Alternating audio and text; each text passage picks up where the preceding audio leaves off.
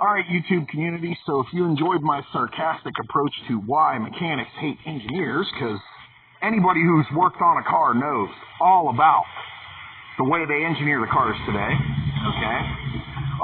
You'll also see, though, the importance of testing the resolution. This is part of isolation troubleshooting when working on a piece of equipment, such as a car, mobile phone. It's a skill that I learned working for AT&T. That's why I loved working for AT&T. They taught me stuff like that that I could apply. This is very important because I got a New Year's party to go to later.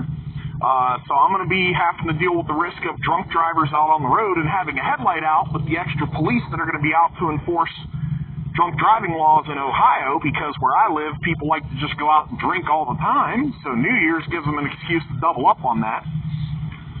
All right. Obviously I don't want to risk getting pulled over.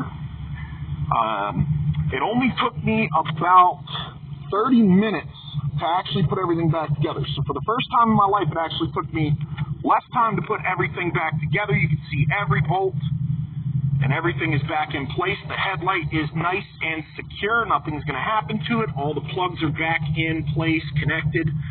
I've got all the clips to hold the wires in place to prevent vibration. Battery connections are tight. All right. But I don't want to risk getting pulled over and getting a ticket, because a cop will pull you over because it is a safety hazard to have a headlight out.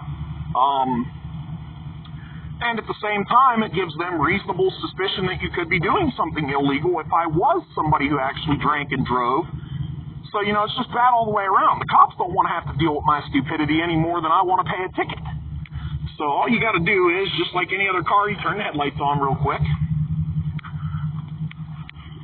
And you just make sure. You do a check to make sure your headlamps are working.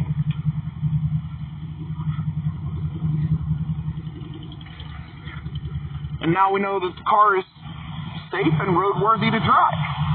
Thanks for watching.